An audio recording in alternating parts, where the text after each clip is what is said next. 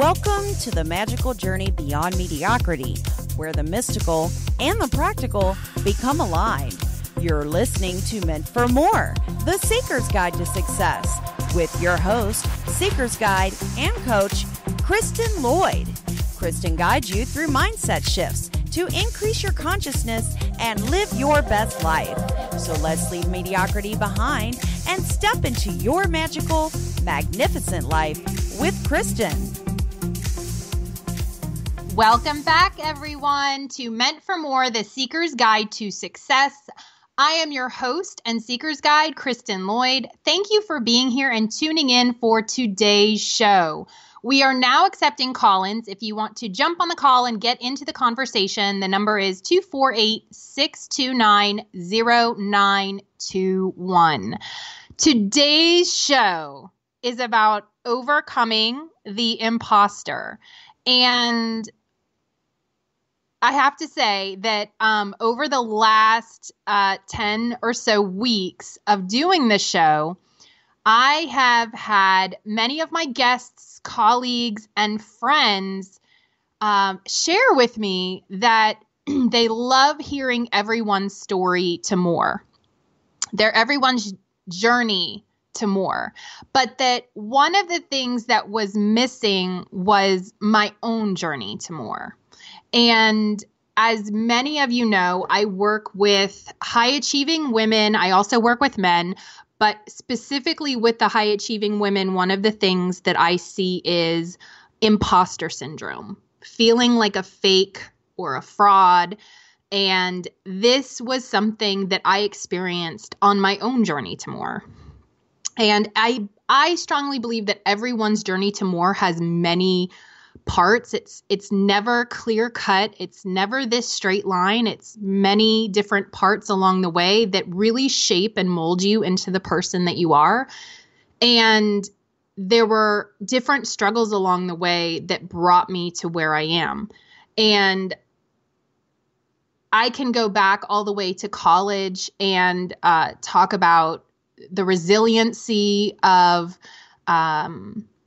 having experienced living in my car for about a week. I remember dealing with weight issues, and I've dealt with weight issues most of my life, and that being a barrier to more for me. And recognizing as I went through my own weight loss journey, which has been part of my journey to more, is that it was never about the weight at all. Because after losing approximately 175 pounds, I still felt not enough. I still felt as though I had to prove myself. And this is something that I recognized as I was delving into the research about imposter syndrome, about high-achieving women, because these were the women that I identified with, and these are the women that I also wanted to become on the outside, but yet on the inside, I was just as broken. And so in order to really help others to heal, I had to take on this journey and heal myself. And so that has been what my journey to more has been. But in the raw nitty-gritty details, it was really a hot mess. And the most uncomfortable part of this process is actually sharing this with other people and being vulnerable. Because one of the things that I learned, and as part of my own journey, it's been reading and studying the work of Brené Brown, who you may or may not know. She's written Daring Greatly, and she has a talk, The Power of Vulnerability.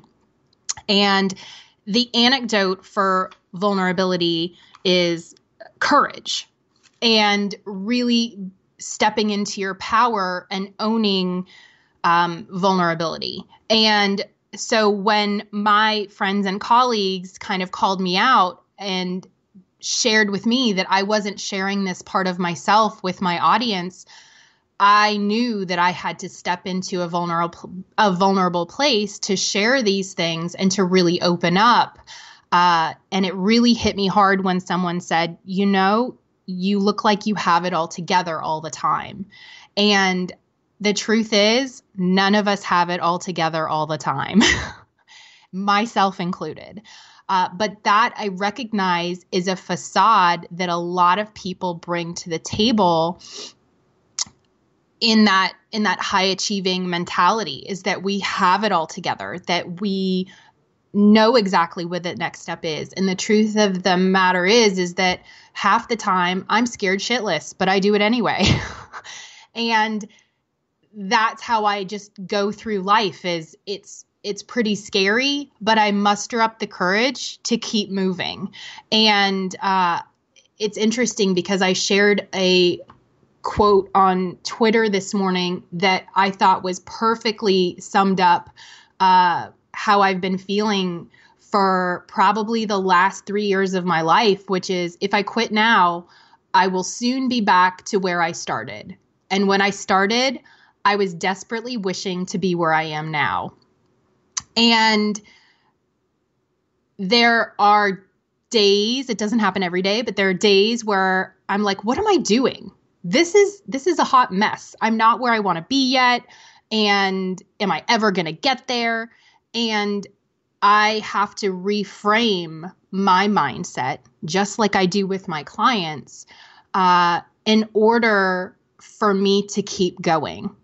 Because we all have bad days. We all have days where we feel like we're a total hot mess. And that, I think, is why I've really connected with Brené Brown and her work, because she puts that out there as well.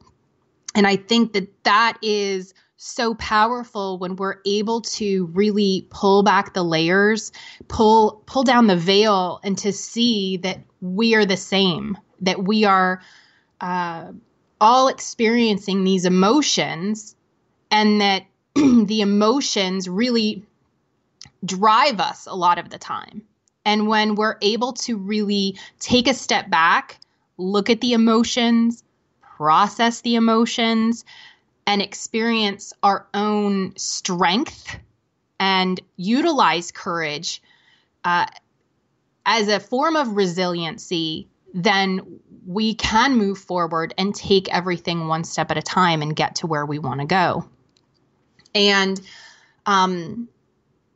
in my own journey, there have been parts where, and I'm thinking specifically of, again, back to Brené Brown's work, of experiencing shame and recognizing that shame, blame, and guilt happens at all of us at different times. There's some people who experience shame more than others. But even before reading Brené Brown's work, I was doing a study or studying some literature in conflict resolution. And it was very interesting because it was a text on war studies. And it was conflict resolution. And this book talked about how shame overall was one of the biggest causes of criminal behavior. Shame. That when people are shamed, and this is reflected back in Brené Brown work, and it just literally clicked in my mind, like, oh my gosh, because shame doesn't cause people to grow. It actually causes more self-sabotaging behavior. And so if we are able to, as a society, as a collective, in our communities, with each other, to show more compassion versus shame, we will be able to heal one another one step at a time. And future generations will be able to see this compassion. And we're not going to wipe out judgment completely. We're judgy. I'm judgy. We're all judgy. But when we fear judgment and we fear stepping out of our shell, that's a form of self-sabotage because we're not moving forward. We're just staying stagnant in that place. And so this is me coming out of my shell, showing up vulnerably, sharing parts of my story, but also sharing the importance of so much of the work of many other people that can bring us back to the consciousness of love. Because that's what I believe I'm called here to do, which is another part of my story, which is another part of the story that I believe I've hidden for a long time because I didn't know what it meant. I didn't know what I was going to do with it. And I didn't know how to explain this to other people. Because in this big, judgy world that we live in,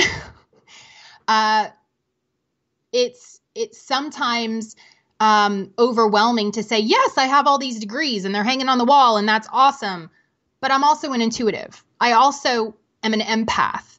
I also am a Reiki master and I read angel cards and I love to do that for my clients. And as someone who comes from a background of needing the education, right? Let's go back to imposter syndrome, needing that education as a crutch to say I am worthy, I had to let go of that and own my worth as a human being, regardless of the education. And I know many people who struggle with worth who don't have the educational background. And so as someone who does have it and who has used it as a crutch for a very long time, I love that I've learned. Don't get me wrong. I love that I have the degree. It's taught me immensely things about myself, and it's really helped me to hone my skills to help my clients. However, it's also been something that I've used as a shield as part of my enoughness. I'm enough because I have this little piece of paper that says I'm worthy. And when you use that, it's just a crutch. It's just a facade. And that's where the self-work really begins, when you recognize I'm worthy before the piece of paper. I am enough without it. And to feel that and to know that and to own that is huge. And it's a process. And I strongly believe that everybody goes through it. And the clients that I work with, who some of them have degrees, some of them don't, they're all high achievers, but they're hiding behind something. Their career, their families, their relationships. It's a mask of worthiness. It's the imposter. It's the ego. The shadow is another entity that I work with my clients and that I've dug into in my own self-worth. And it started after I read the book, The Shadow Effect, which was written by Deepak Chopra, Marianne Williamson, and Debbie Ford. And there's also a movie that goes along with it. So feel free to look that up. And the shadow effect is it's so important, but it's so interesting because it talks about how there's a darkness in every one of us. So where there is light, there is also dark. And so the darkness in each one of us is a part of us that we deny that exists. We don't like it. And for each person, it's different. It could be something that's that's a social, something that's socially unacceptable, that's a part of yourself, or it could be something that you just dislike. And I remember the best way to explain it is I remember in my journey, way back when, before I was married, I hated myself because of my weight. Hated. Self-loathing was just my motto. And I wanted so desperately to be in a relationship. I wanted so desperately to feel loved and sexy and beautiful. Yet I kept attracting men into my life who would tell me, you know what, your butt's too big. You know what, you're too heavy. You're too fat. You're not thin enough. And I remember exiting a very long relationship in my 20s where he said, you know what, if you get down to this size, I'll give you an engagement ring. Now, I knew at that time that was not love. And I stayed because of my feelings of unworthiness, because at some level, I felt that he was right. I felt that he was right. I felt so unworthy that in some place, I agreed with that logic. And we eventually broke up, thank God.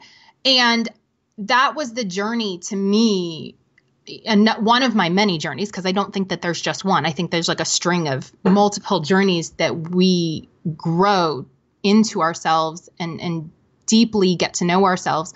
But that was one of the places that was very dark, because although I knew we did not belong together, I had this love for this other person, yet I didn't have love for myself.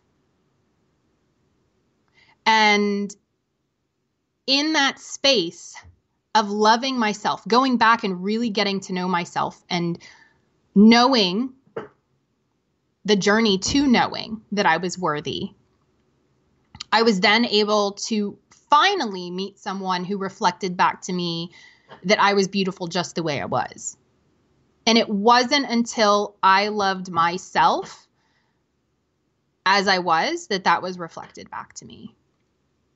And it's so fascinating that I have had clients who have come to me not for that, for other reasons, but then that comes up. There was something, not necessarily physical, but something emotional or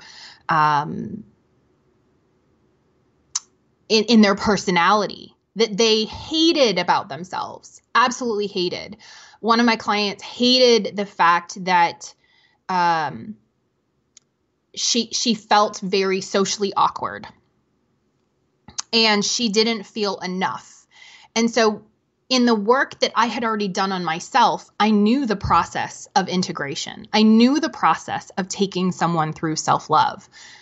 And it was a process so that she could love the parts of herself that she had denied for so long. This shadow side that and some people call shadow ego, and it can be in some cases, but this part of herself that she had denied, that she hated, that this self-loathing, when we were able to work on it and it bubbled to the surface, she was able to attract someone who loved her just as she was. And she didn't see herself as dorky or weird or odd. And she met someone who loved her just the way she was.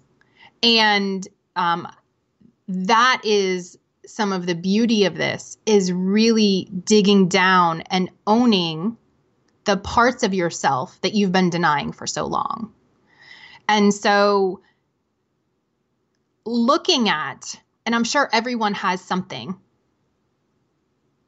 whether you've worked on it or not, looking into the past or in the present, that you've seen about yourself that you dislike.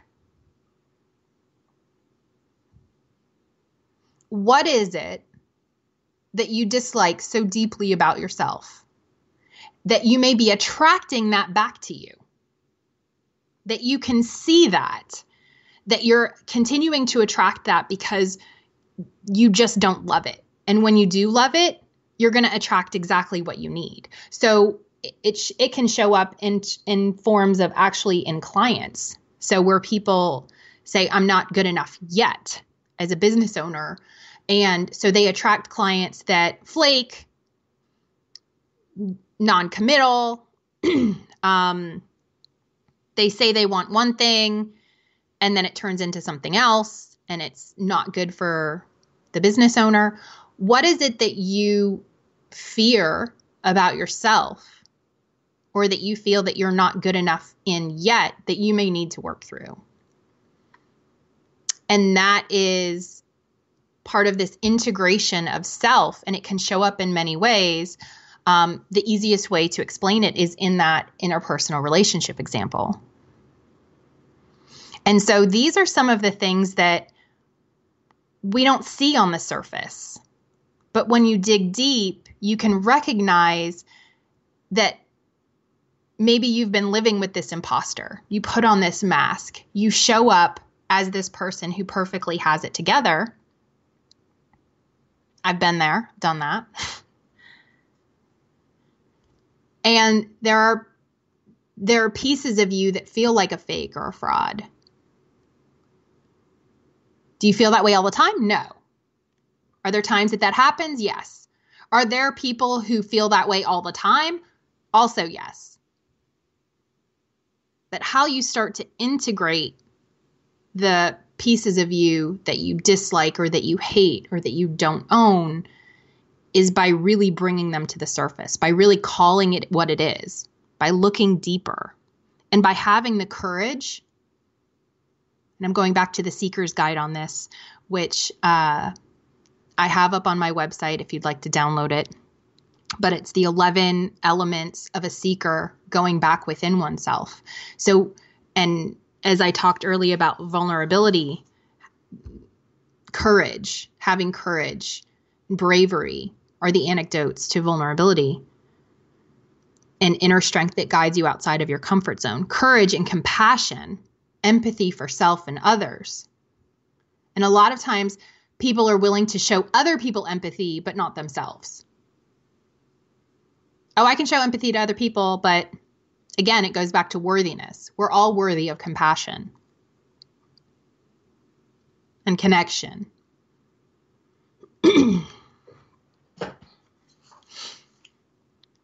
And so in my own journey, it was a process and it came back up again. So worked through that, right? Met the man of my dreams, got married, life is good. And then we moved cross country. And this was a challenge because I didn't want to move. I didn't want to be here, and I fought it. And so resistance was sky high. And there was a lot of shame because as another part of this journey and this integration process, I came face to face, spirit, source, whatever you want to call it, universe said, oh, you got another up level coming. This is going to be fun. To which I replied, this is not fun. I do not want this. Put me back in my life. Put me back where I was. And for many of you that don't know, I had a practice in Seattle. I was happy in Seattle. My husband and I lived there. We're about to have a baby, 2012, 2013. And my husband and I decide we're going to move cross country. It was less of a decision, I think, on my part, but I went with it. I went with it to be closer to family. And I resisted it a lot. And I kept, for many of you that know me, know that I've been trying to get back to Seattle ever since. And we're not in a position to go back. I'm here in Atlanta, happy. We love our house. I love our little family. But it has been a journey within myself and the fight within myself, more internally than externally. Because this was another internal test. And so life will throw you, they say when life gives you lemons, make lemonade. Well, I didn't want to make lemonade. I wanted to go back to where I was. I didn't want to change my life. I didn't want to stretch. I wanted to do what I wanted to do there. And so this journey of being here pushed me outside of my comfort zone because now I was being called to coach in a different capacity where I was being called to expand and I was being called to come to a next level into who I was.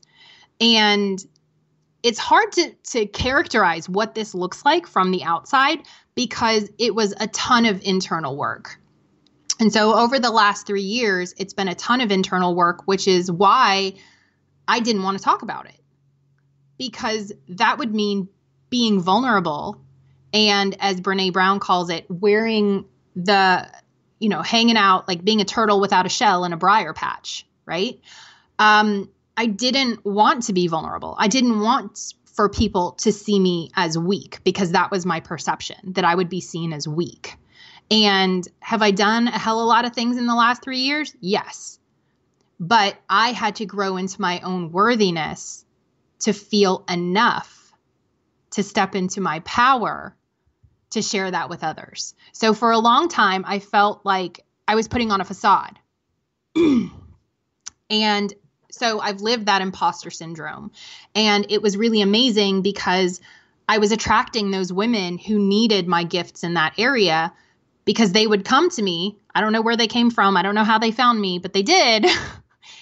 And that was also part of my journey to healing them with their own issues of imposter syndrome. And I was ready for them because I had gone through it. And so probably the last, so 2013 to 2015 was a big struggle of who am I? What do I do? How do I share my gifts with the world? And how do I come into my own? And so all issues of worthiness, all issues of, well, here I am again. Here are my degrees, right? Paper on the wall. That shows that I'm worthy. And the universe says, nope. Nope. Nope. You got to do the work. You got to do the work. And so this, as I share this story, I reflect back to all of you who are listening that your issues of worthiness will come up. Your ego will fight it tooth and nail. You'll say, I'm not ready. You'll say, nobody can see me like this. This leaves me too vulnerable. People will see me as weak. And so you hide in the shadows. And you won't want to shine because the safety and comfort of hiding behind your ego is what keeps you safe. It's what keeps you comfortable. It's what keeps you in that little box. But for many of us, there's a higher calling to expand past that box, to expand outside of our comfort zones, to move past your ego, to move past who you think you are. Because at the end of the day, when you've been called, you've been called to serve others. And so when you don't show up in your light, when you don't show up in your authenticity, in who you are, if you don't do the work on you to be who you're meant to be, your soul can't grow. And the people who need you so that they can grow,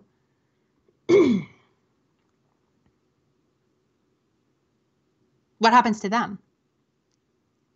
So this is just as much for you as it is for other people. And what we know about human behavior for a lot of things is that it's a whole lot easier to do something for someone else than it is to do it for yourself. But who do you really need to be doing things for? Yourself.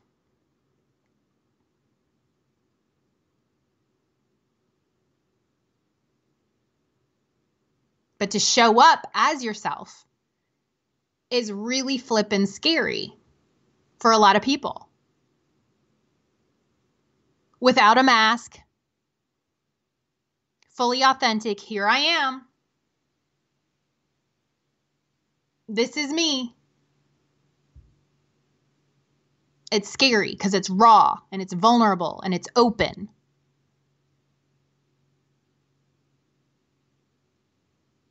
So to stand up and say, this is who I am, this is what I stand for, and this is what I'm helping to heal people with, that's courage.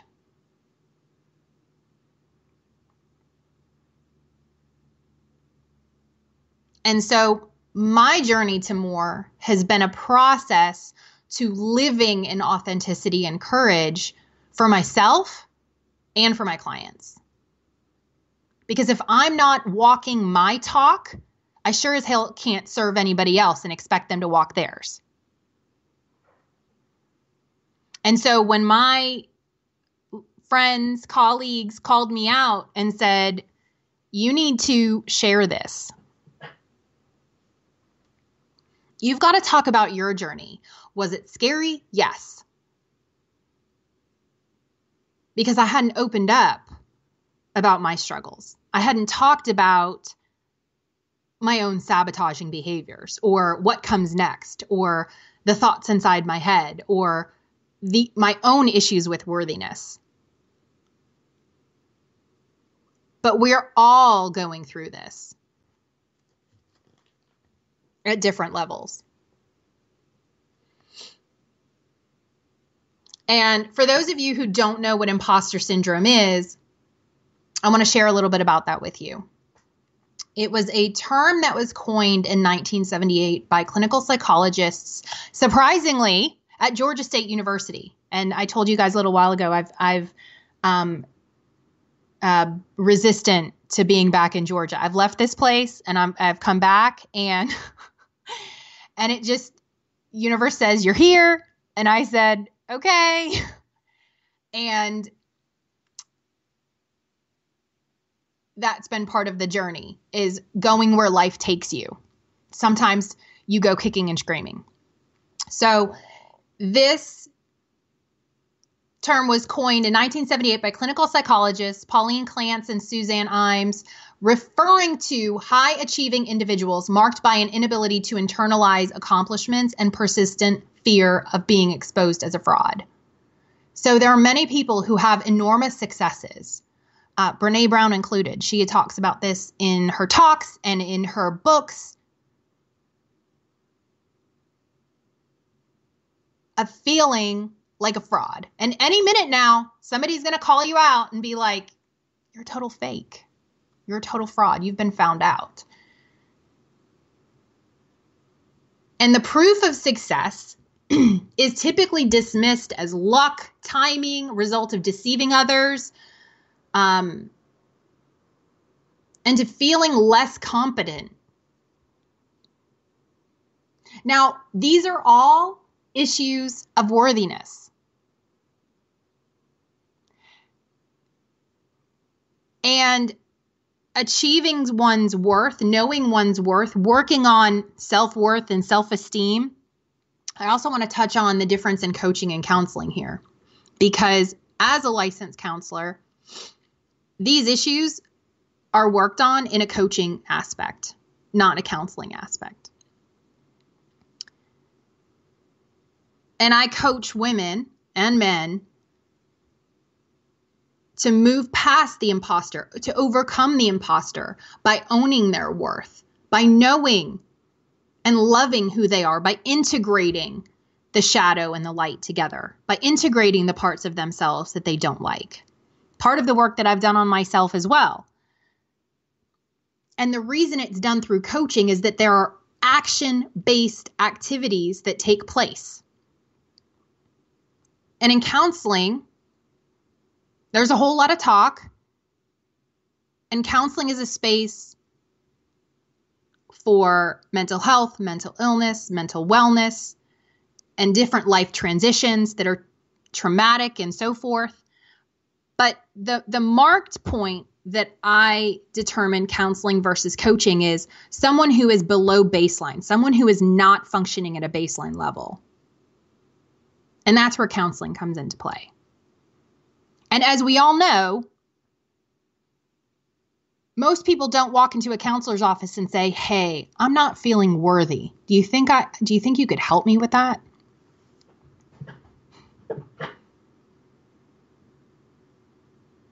Most people walk into a counselor's office if something's happened, something's thrown them off. Grief, loss, depression, anxiety, a huge life transition, divorce, marriage, children, marital difficulties, infidelity. There's a whole host of issues that come up. But coaching starts with that person at baseline. We don't go into your childhood. We don't discuss what happened with your mama when you were 5.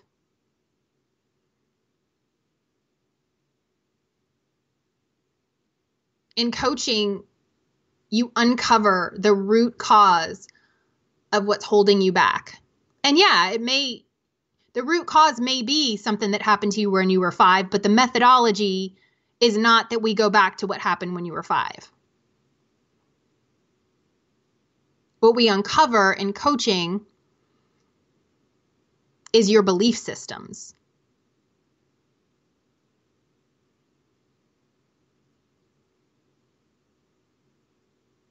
So if you believe you are not worthy, you start from that point and move it forward. Not necessarily, you're not healing the trauma from when you were 5. So coaching is much different from counseling. Completely different modality, methodology. And it's to take action to overcome self-sabotaging behaviors, to transform your belief systems. We talk about blocks, limiting beliefs. And the thing about blocks, and I don't like to call them blocks because it sounds so horrific, but every person has a set of limiting beliefs. There's no person on the planet that does not have limiting beliefs. Everyone has limiting beliefs. And how you transform those limiting beliefs is by knowing what they are, doing self-work, or working with someone who can help you establish and find the blind spots of what those limiting beliefs are. Because at every level that you get to in your life, whether it's your career, your relationship, whatever you may be doing in your life, there are going to be points where you feel stuck and you're not moving forward emotionally, mentally, and when I say physically, it could be perceived that you're not moving forward, that you're not doing the work. And so if you find yourself not being able to do the external work, send the emails, write the papers, write the book, do the talk, have the phone call, whatever it is, go to the meeting, show up for work, talk to your boss. If you're not able to do the external work, there's typically an internal piece that's missing. And when I say missing, it's not like we have to go find it, but there's a part of you that feels stuck, whether it's the fear, inauthenticity, not in alignment.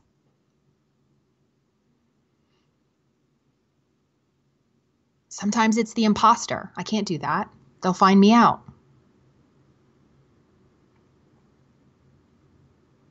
Or it's a limiting belief. I'm not there yet. I'm not worthy yet. I can't do that yet. Or it's fear and doubt. What happens when that happens? What happens when I get there? What happens?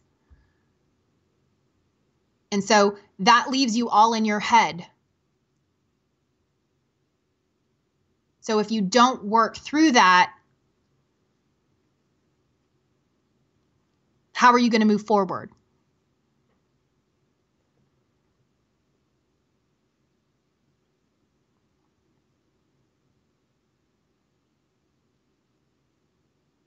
This is where overcoming the imposter, overcoming the head junk mindset becomes so, so important.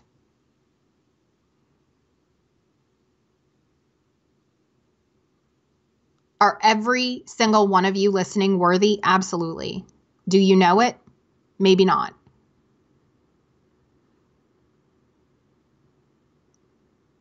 You might. And this may be a process that you're working on. And it continues to be a process. There's not some point where somebody high-fives you and, hey, I'm worthy. And then you're done. It's a process where you continue to grow and learn about yourself. And there are different life challenges or changes that come up to challenge you. You don't overcome fear once and then it goes away. You don't achieve worthiness once and then it goes away. This is a life process. But if you're starting from a place of not being worthy because of your life experiences or because you're carrying around shame, blame, and guilt like they're this year's handbag, and you're living that way, there's got to be the internal work to be done so that you can start to take the external steps to reap the rewards that you want to.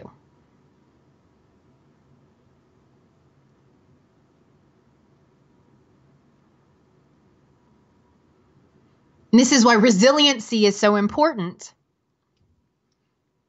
And I'm sure everybody's heard the phrase, knock down 7, get up 8. The resilient people bounce back. And now, we talk about, or I'm thinking about the signature strengths, the positive psychology signature strengths that are written by Seligman. So everybody has signature strengths: optimism, resiliency,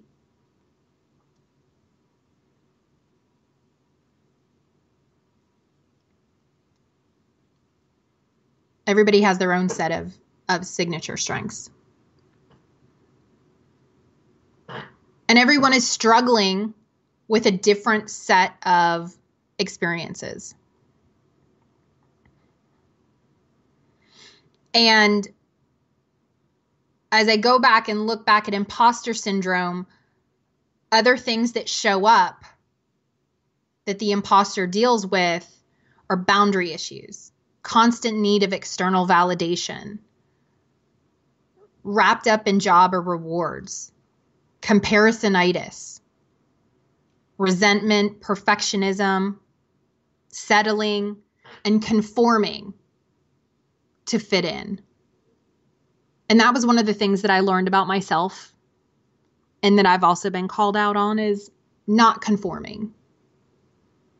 Not conforming to what others say I should be, who I should be.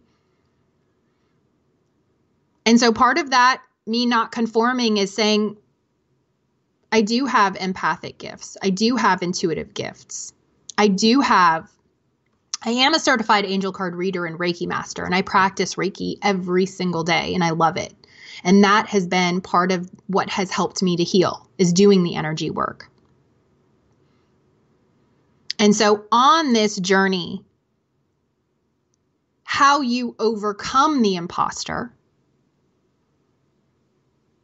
is by doing the work, doing the internal work, taking the step-by-step journey to find your more, to go back inward, to find that seeker within you who is on this journey.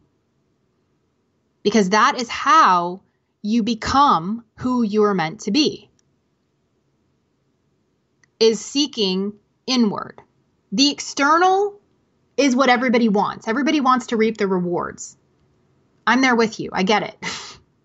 Everybody wants to reap the external rewards. And the thing that I recognized on this journey is that you get those rewards when you do the inner work. They come naturally. You don't have to fight them. I had a client who was struggling with her business and was like, when is this going to show up? When is this going to show up? When is this going to show up? I'm doing the work. I'm doing the work. I'm doing the work.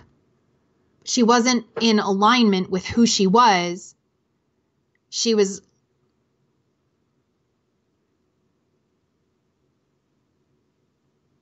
full on imposter, wearing the masks.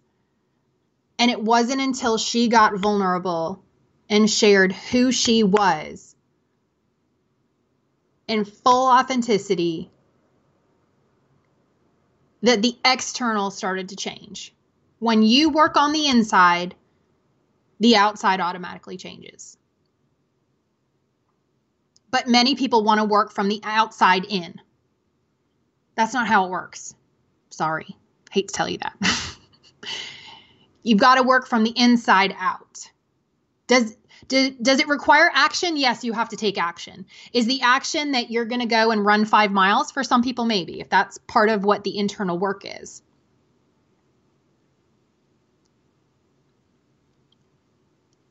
But the action, a lot of times, is doing the inner work, sitting in meditation, listening to your higher self, accessing higher consciousness.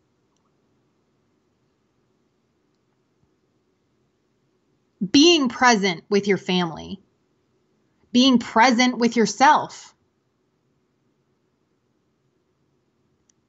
taking the time to do self-care.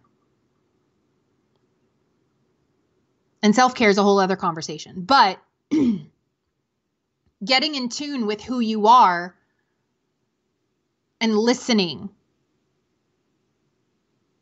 to the inner voice, to the inner calling, because your more comes from within. We want to believe it comes from outside, but the more comes from within.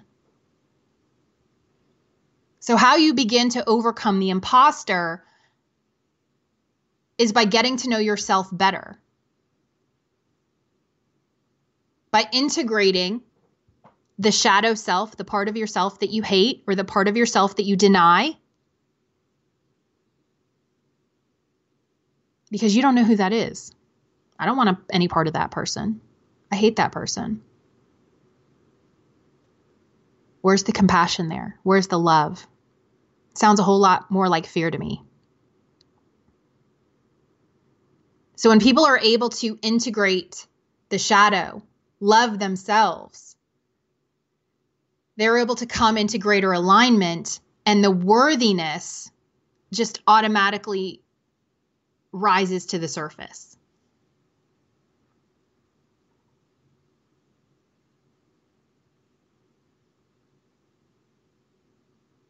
So how we define ourselves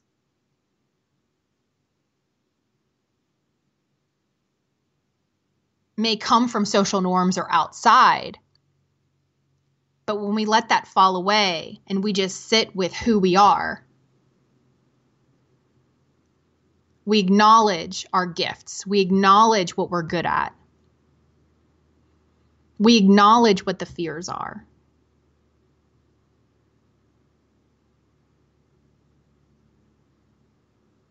And we push through those fears anyway. We overcome, we utilize the courage and the resiliency and the self-love to say, I matter.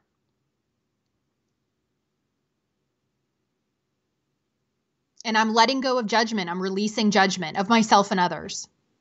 And that's a practice. All of these steps are practices. And when you bring this into your life as a practice and you do this over and over and over on a daily basis, your life will change.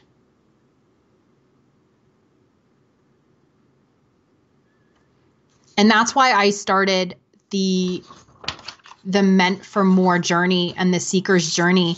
Initially, of course, I wanted to help others, and I thought, this is awesome. This is amazing. I am changing lives. And while I have, the life that I've changed the deepest is my own. Because I needed this work to heal. I was my first patient. I was my first client. Not everybody is their own client. But that's why I'm so passionate about this work. Is I've seen it work in other people. I've taken this model and utilized it to really help people own who they are, to get through the mindset blocks, to help overcome their limiting beliefs, to become their greatest selves, because I've walked that path.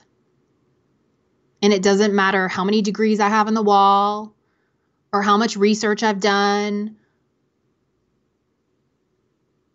I've had to step into my own worthiness as a human being, beyond the degrees, beyond everything else that I've tried to patchwork together to say, look, this is why I'm worthy.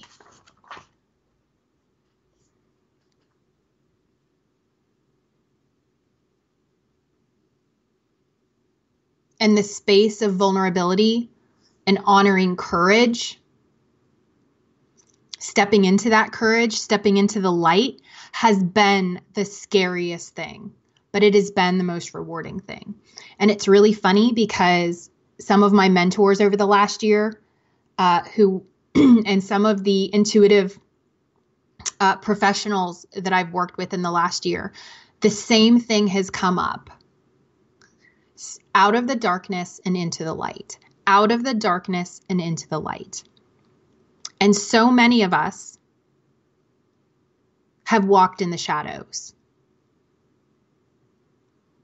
You're not called here to walk in the shadows. You're called here to step out into the light, to expand. And when you have a knowing, a conviction, you continue to move forward. So I have a little exercise that I would love for you guys to do, everyone listening, and I would love for you guys to tell me what comes from it. So it's from the Seeker's Guide. And again, if you guys want to download it, you can go to kristinlloyd.com and go click on free gifts, and the Seeker's Guide is there. But every single one of us needs clarity. And clarity is one of those things that doesn't come in one shot, right? Clarity doesn't just come. I'm looking for clarity. Clarity, come on, clarity. It comes over and over and over.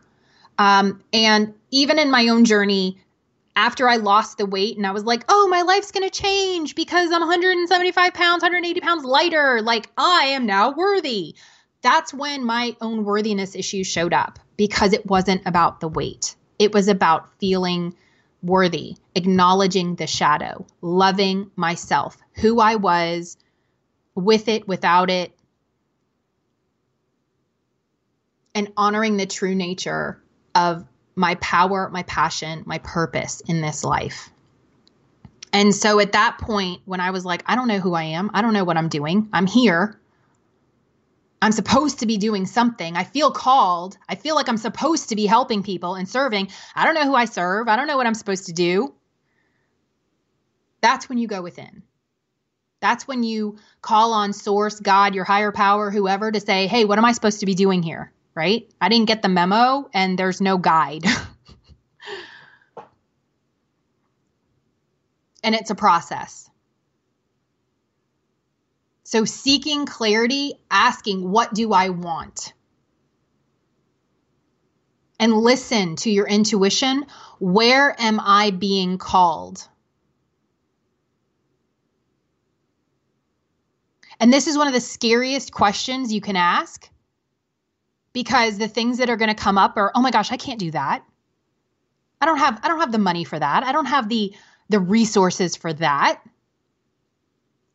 Because I've asked this question to a couple of my clients, some who've wanted to build nonprofits and build different schools in Africa and such. And the first thing that comes up is, that's not possible. If you're called to do something, it is possible. And that's where trust and surrender come in. But you first have to know the what. And again, this is a law of attraction principle or manifesting principle. You've got to stay the heck out of the how. You've just got to know the what. What are you being called to do? What is your purpose? And if your purpose is to be a CEO or a high-level exec, awesome. If your purpose is to be a helping professional, awesome.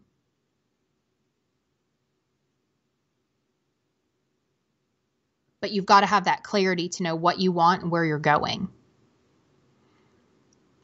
And there's got to be a conviction. What is your inner knowing? What do you, and I love Lisa Nichols' phrase, know like you know, like you know. And that is another thing that has carried me through this journey, is there were days where I didn't know. I had no clue what, right? I didn't know what, but I had a gnawing and a knowing that I was going to figure it out, that I was going to get there. And when the worthiness bubbled to the surface, everything became clear. It was like ding, ding, ding, ding, ding. What is your conviction? What do you know, like you know, like you know, that no matter what, this one thing is a very core belief for you, or a core gnawing knowing.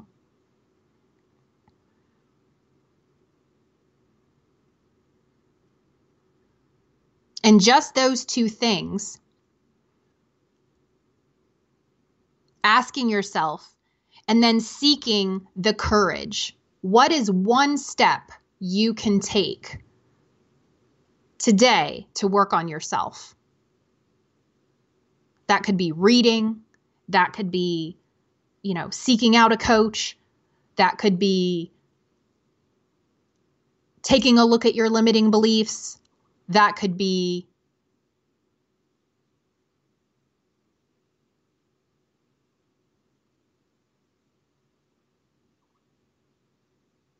what do you do? Oh, I have some questions here. Which one of all is it? That's how I feel now. Like I'm stuck and I have to keep going. It's so weird. You do have to keep going. But going inside into yourself is where the answers are. And taking it one step at a time and really getting to know yourself. One of the suggestions I have is to journal. To journal about your thoughts and your feelings. And I would also suggest writing a love note to yourself. What do you do when your own family is the one that's holding you back? So family can be judgy. Family can hold you back. Family can be the one that says, I don't necessarily believe in what you're doing. And you've got to keep going. It depends on how they're holding you back, or how you're perceiving that they're holding you back, because they may not believe in what you're doing. But if you have a core conviction that like that this is a passion and a purpose for you, then you've got to be in alignment with yourself. And you can offer them love, because they don't know. Most family want to protect you from when they perceive that you may be going down a wrong path. So your family, although it's perception that they're against you, they don't want to see you hurt. Similar to your ego. Your ego is like, no, don't talk about that. Don't go out there. Don't show up. You're going to get ridiculed. And so your family is the same way. Your family might be like, don't spend money on that. Don't do that. What do you need self-development for? You're fine. But that's them trying to protect you because they love you. They don't want to see you fail. But you've got to grow beyond that. And not in a way that's deceptive, but in a way that's like, look, I've got to do this for me. And having that honest conversation with them about you doing the work for yourself, doing the inner work for you. And they will come around. And if you falter on your journey, they'll know you were not serious. And so if you have that conviction that this is a direction that you need to go for you, they will come around. They will come around because they will see how serious you are. But if you're wishy-washy and you're not walking your talk, they're going to say, that was a phase. So you've got to honor that conviction within yourself. Thank you, Maria, for sharing that question. You've got to share that conviction within yourself and share that with your family so that they know you mean business. Are you with me? So it's practicing compassion for them as much as for yourself, because they only see things from the outside. So with that today, I'm asking you guys to gather the courage to take these steps, okay? Dig into your courage, dig into your conviction, be compassionate with yourself, gain the clarity, that's 4 things, gain the clarity to do the inner work. You're welcome, Maria. Thanks you for joining live. And that leads you to greater confidence and your worthiness, while not housed in confidence. Confidence is a I don't know if I want to say it's a symptom of worthiness, but your confidence is automatically upped when you own your worth.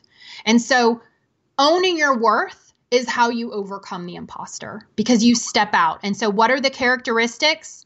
Vulnerability, standing into courage, opening yourself up and opening your heart up, as I've done myself with you today. We've all been there. We've all gone through this. And if you haven't gone through it yet, guess what? Your time is coming. So get ready. Because when you're called, it's not an easy journey. No one is called and you go straight to the top. You've got to climb. This is part of the process. It's part of the journey. And you appreciate the top so much more when you do the climb. And so for any person who's like, oh, yes, I want to get to 6 figures. I want to get to CEO. I want to get to a book tour. I want to get to all of these things. Do you have to do the external work? Hell yes. Do you have to do the internal work? Times 10. Times 10. Because emotional resistance is real. Been there, done that. And so what I've learned is it doesn't matter how many degrees you have on the wall, how many certs you have, you still got to do the inner work. So this brings us to the end of our show. I'm so grateful that to all of our live listeners and to everyone listening. I also want to share with you a challenge that I'm running right now to push you out of your comfort zone. It's the 5 days Shrink Less, Expand More. If you are already in, awesome. If you're not, or if you know someone who needs this challenge, it's similar to what I've been talking about today. It's about the inner work. And we started yesterday, but you can still jump in. It's called Shrink Less, Expand More. And you can join by going to http://bit.ly/expand more. And I encourage you all to join my Facebook group, Mindset Alchemy. You can type in Mindset Alchemy or go to facebook.com/groups/Mindset Alchemy, where we really dig into a lot of this deeper mindset techniques and some of this self-work to get you moving forward. The external work and taking action is absolutely necessary, but you taking action on the internal work just as necessary. To grab the Seeker's Guide workbook, head on over to KristinLloyd.com, click on free gifts. And if you want to connect with me at all, go ahead and email me at Kristin@transformationalpath.com. I really hope that you've enjoyed the show. If you have any questions for me or want to get in touch, please feel free to reach out. Thank you all for listening. It has been another great show. Thank you for allowing me to be vulnerable and share my journey of more with you and all of the lessons that I have learned. And until next time, you are meant for more. Keep seeking. Love you guys. Have a great day. Thanks for tuning in to Meant for More, the Seeker's Guide to Success. But the fun doesn't end here. Head over to KristinLloyd.com for your Seeker's Guide workbook filled with exercises to help you go from mediocre to magically magnificent.